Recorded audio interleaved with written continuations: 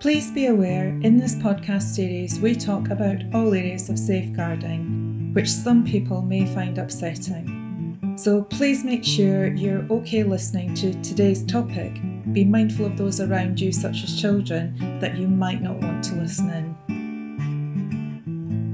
Hi, I'm SSS Safeguarding Director Sam Preston. And I'm former head teacher and content author Sarah Spinks. Hello and welcome back to Safeguarding Conversations. Today we're discussing the final part of the Children's Wellbeing in Schools Act 2026, Part 3, which focuses on online safety, digital regulation and children's use of online services.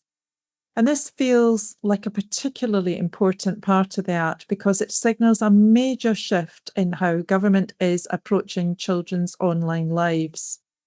Historically, online safety policy has often been focused on removing harmful content after it appears, but this legislation increasingly seems to focus on preventing children from encountering harm in the first place.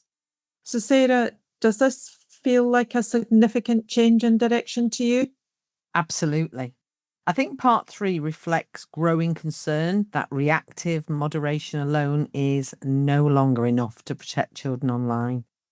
The legislation increasingly recognises that online risks are often linked not just to content itself, but to platform design, patterns of interaction, algorithms, and the way online services are structured. So the focus is shifting away from simply asking, can harmful content be removed? And more to, how are these environments operating for children in the first place? And that's particularly clear in the new powers relating to platform features and online interaction, isn't it? It really is, yeah. The Act creates powers allowing future governments to restrict or regulate specific online functionalities for children. Things like direct messaging, live streaming, video chat, location sharing, and stranger contact. What's important is that this isn't simply about banning entire platforms.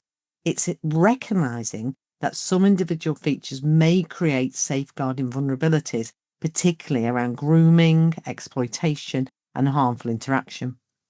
And the legislation also allows for different protections depending on age groups.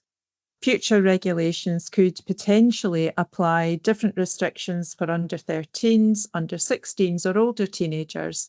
And that's significant because the legislation increasingly recognises that children's developmental stages and online vulnerabilities are not all the same. One thing that really stands out to me, though, throughout Part 3 is that much of the legislation is actually creating powers for future regulation rather than introducing immediate blanket rules now. Yeah, and I think that's probably one of the most important points within the whole Act. Part 3 is not simply introducing a fixed set of online safety rules. It's building the legal framework that allows future governments to introduce additional regulation as technology and safeguarding risks evolve. So the legislation creates enabling powers around things like screen time restrictions, stronger child safety settings, tighter age assurance systems, and limits on sort of risky online interaction. And I suppose, I know we've spoken about this, Sarah, it's that balance between that focus and actually about the content that's actually there to be accessible. Yeah. So we've spoken about that before and we won't go off on that tangent, but I think in many ways the legislation's preparing for future safeguarding challenges rather than only responding to current ones. Yeah, exactly. And I think that's why so much of the detail will come later through secondary legislation, consultation and regulatory guidance. The Act is laying foundations that can expand over time as online environment, they're going to, aren't they? Going to continue to change. We know that. Yeah. Another major development is what seems to be the expanding role of Ofcom. Yeah, and Part 3 significantly strengthens Ofcom's responsibilities around child online safety, research, risk assessment and regulatory oversight. And this reflects a much broader move towards treating online safety more like other areas of public protection regulation. where systems, compliance and safety standards are formally monitored rather than left largely to voluntary platform action. And enforcement powers also become much stronger within this model. Yeah, definitely. Platforms that fail to meet future child safety requirements may face regulatory action, financial penalties, and increased scrutiny. The wider message is increasingly clear. Online platforms are expected to take much greater responsibility for how children experience digital environments. Another particular significant area is age verification and the digital age of consent. And this could become hugely important over time. The legislation creates powers allowing future governments to change age thresholds for different online services and introduce strong age verification requirements. So, in the future, we could potentially see very different expectations around social media, live streaming services, messaging platforms, or high risk online environments. And a lot of this seems connected to wider concerns around addictive platform design and algorithm driven harm. Absolutely.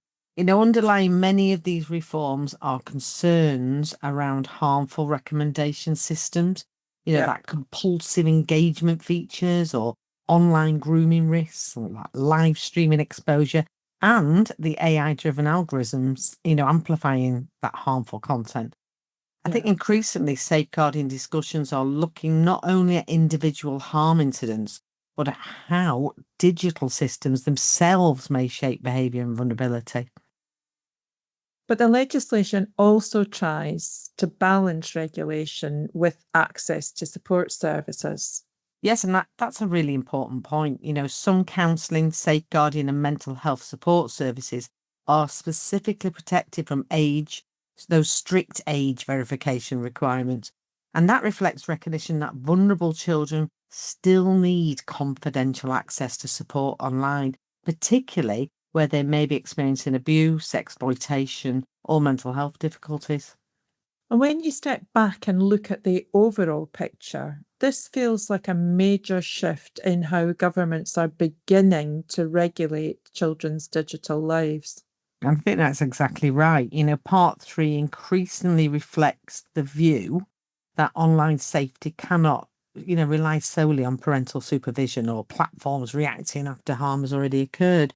Instead, I think the legislation increasingly focuses on prevention, that platform accountability and embedding child protection directly into design and operation of online services themselves.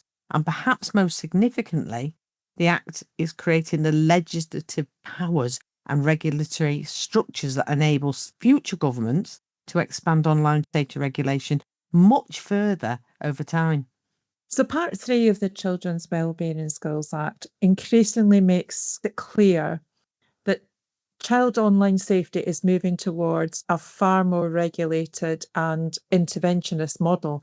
But perhaps most importantly, this legislation, it's not simply about introducing immediate online safety reforms. It's creating the legal powers, regulatory mechanisms, and enforcement frameworks that enable future governments to introduce wider controls and protections as technology and safeguarding risks continue to evolve. Across areas such as age verification, live streaming, messaging, platform accountability, and digital safeguarding standards, the Act is laying the foundations for a very different approach to child online protection in the years ahead. Thanks for listening to Safeguarding Conversations. I really hope you enjoyed listening to all our podcasts on the Act. Just a heads up, we'll also be discussing the key safeguarding points of the new Police and Crime Act in our next podcast. But for now, thanks for listening.